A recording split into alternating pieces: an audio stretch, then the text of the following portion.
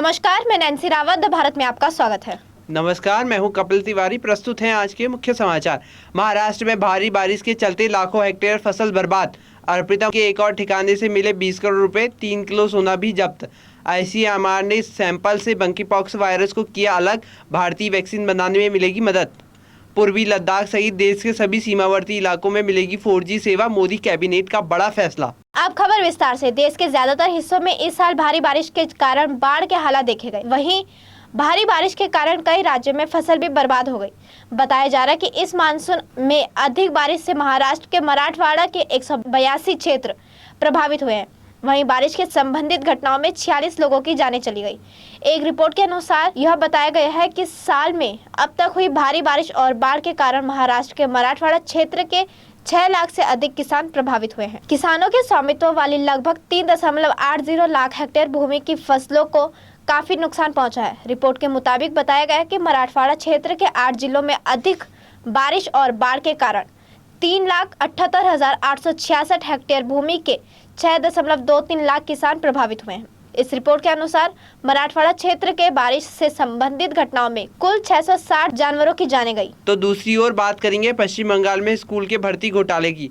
पश्चिम बंगाल में स्कूल भर्ती घोटाले के मामले में केंद्रीय जांच एजेंसी ईडी का बड़ा एक्शन जारी है। बुधवार को प्रवर्तन निदेशालय के अधिकारियों ने मंत्री पार्थ चटर्जी की करीबी अर्पिता मुखर्जी के कोलकाता के बेलघरिया स्थित फ्लैट पर छापेमारी की। इस दौरान बड़ी मात्रा में कैश बरामद हुआ है। नोटों को गिनने के लिए 5 बैंक अधिकारियों को बुलाया गया है। साथ ही कैश गिनने की मशीनें भी मंगाई गई है। सूत्रों ने रात के करीब 9 बजे बताया कि 20 करोड़ से ज़्यादा कैश मिले हैं। सूत्रों ने बताया कि छापेमारी के दौरान 3 किलो सोना, सिल्वर क्वाइन और प्रॉपर्टी के दस्तावेज भी बरामद किए गए हैं। अर्पिता मुखर्जी फिलहाल ईडी की हिरासत में हैं। उन्हें पिछले दिनों लंबी पूछताछ के बाद गिरफ्तार किया गया था। इससे पहले ईडी ने 22 जुलाई को अर्पिता मुखर्जी के ठिकाने से 21 करोड़ रुपए की नकद जब्त किए थे। बाद में लंबी पूछताछ के बाद पार्थ चटर्जी को भी गिरफ्तार कर लिया गया था। वहीं दूसरी तरफ Indian council for medical research के Pune national institute of virology lab ने एक मरीज के सैंपल से मंकीपॉक्स वायरस को अलग कर दिया है। इसके जरिए इस बीमारी की टेस्टिंग किट और वैक्सीन बनाने में काफी मदद मिलेगी। वहीं भारत की ओर से वायरस को अलग किए जाने के साथ ही ICMR ने वैक्सीन डेवलपमेंट और टेस्टिंग किट बनाने में संयुक्त सहयोग के लिए अनुभवी वैक्सीन निर्माताओं, फार्मा कंपनियों, अनुसंधान और विकास संस्थानों और IVD किट निर्माताओं से EOI भी आमंत्रित किया। मंकीपॉक्स के खतरे को देखते हुए केंद्र सरकार और राज्य सरकार एयरपोर्ट और पोर्ट के अधिकारियों और जानकारों के साथ लगातार बैठकें चल रही हैं। मंकीपॉक्स के संबंध में मई महीने में गाइडलाइंस भी जारी कर दी गई। वहीं राज्यों ने कोरोना की तरह से मंकीपॉक्स से निपटने के लिए तैयारियां शुरू कर दी हैं, जिसमें अस्पताल, दवाइयां और गाइडलाइन के हिसाब से इलाज होगा। दूसरी ओर बात करेंगे मोदी कैबिनेट के अहम फैसले की। पूर्वी लद्दाख सहित देश के सभी सीमावर्ती इलाकों में अब 4G नेटवर्क मिलना शुरू हो जाएगा। बुधवार को प्रधानमंत्री नरेंद्र मोदी की अध्यक्षता में कैबिनेट में इस बात पर फैसला लिया गया। कैबिनेट के फैसले के बाद केंद्रीय मंत्री अश्विनी वैष्णव ने मीडिया को बताया कि मीटिंग में प्रधानमंत्री नरेंद्र मोदी ने आदेश दिया है कि जिन गाँव में 2G नेटवर्क है वहां 4G सर्विसेज मिलनी चाहिए। ये आदेश बॉर्डर एरिया के लिए भी दिया गया है। अश्विनी वैष्णव ने हाँ कहते हुए कहा कि इसके लिए रक्षा मंत्रालय, गृह मंत्रालय और टेलीकम्युनिकेशन मंत्रालय मिलकर एक प्रपोजल तैयार करेंगे कि इसको किस तरह से शुरू किया जा सके। खबरों में आगे बढ़ते हुए बात करेंगे उत्तराखंड के कुछ प्रमुख खबरों की। उत्तराखंड में कोरोना संक्रमण की रफ्तार लगातार बढ़ रही है। बीते 24 घंटे के भीतर प्रदेश में 284 नए संक्रमित केस मिले हैं, जबकि 152 मरीज ठीक हुए हैं।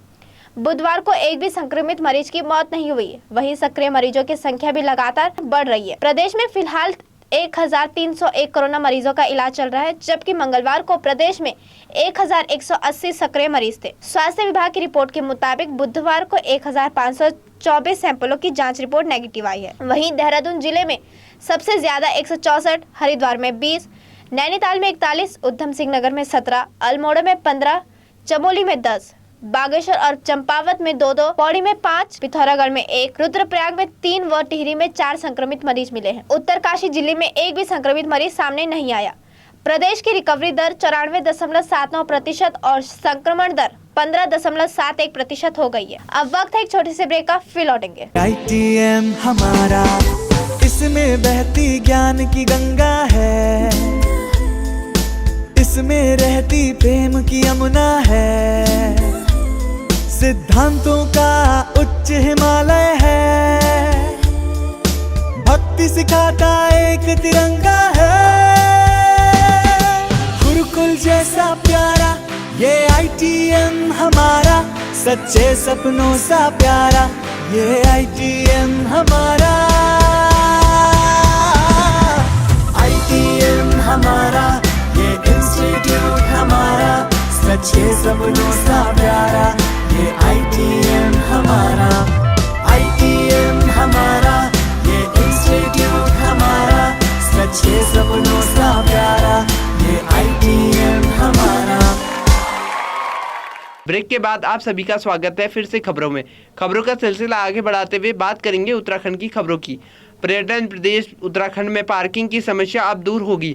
सरकार ने पर्वतीय इलाकों में पर्यटन स्थल के पास टनल पार्किंग का निर्माण कराएगी। प्रदेश कैबिनेट ने बुधवार को इसकी मंजूरी देते हुए इसके लिए 3 कार्यदायी संस्थाएं नामित की हैं।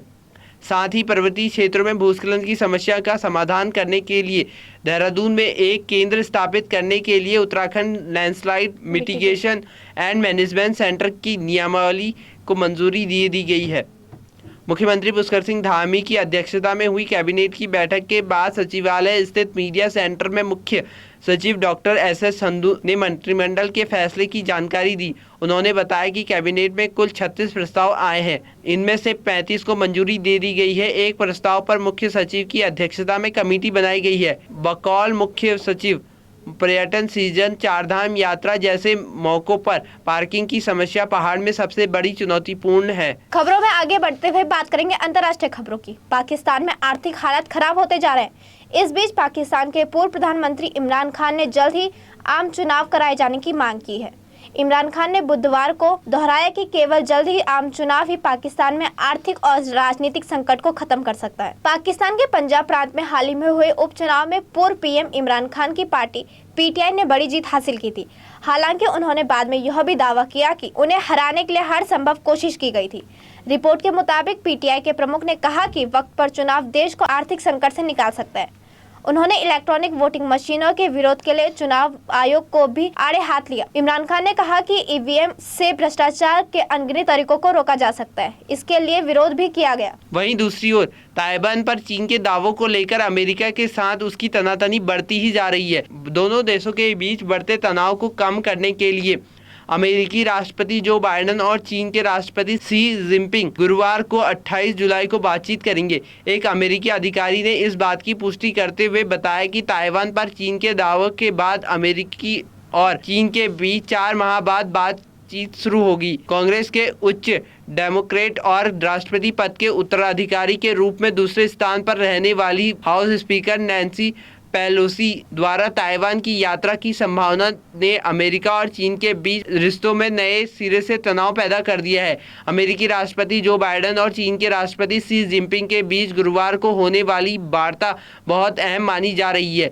दोनों देशों के राष्ट्रपतियों के बीच उत्तर कोरिया के परमाणु कार्यक्रम, रूस यूक्रेन युद्ध और अमेरिका और चीन के बीच मतभेद, ईरान परमाणु समझौते समेत कई अहम मुद्दों पर बातचीत हो सकती है। वहीं दूसरी तरफ सेक्टोरियल इंडेक्स में आज बैंक, फाइनेंशियल और IT शेयरों में जोरदार उछाल देखा जा रहा है। फार्मा, मीडिया, FMCG और हेल्थ केयर इंडेक्स में गिरावट के लाल निशान में कारोबार हो रहा है। आज चढ़ने वाले सेक्टर्स में IT शेयर 1.37% और 1.26% फाइनेंशियल शेयर के बड़े हैं और बैंक शेयरों में 1.12% की बढ़ोतरी देखी जा रही है। निफ्टी में आज की शुरुआत 16,800 के नजदीक हो रही है। खबरों का सिलसिला आगे बढ़ाते हुए नजर डालते हैं खेल जगत पर। भारत के युवा पहलवान सूरज वशिष्ठ ने अंडर-17 चैंपियनशिप में इतिहास रच दिया है। उन्होंने रेसलिंग के 55 किलोग्राम वर्ग में गोल्ड मेडल जीता। सूरज ने फाइनल मैच में अजरबैजान के फरमान मुस्तफायेव को 11-0 से हराया। अहम बात यह है कि सूरज इस चैंपियन में गोल्ड मेडल जीतने वाले तीसरे भारतीय ग्रीको रोमन पहलवान बन गए हैं। इससे पहले पप्पू यादव ने 32 साल पहले देश के लिए गोल्ड मेडल जीता था। इसी के साथ आज के समाचार समाप्त हुए। धन्यवाद।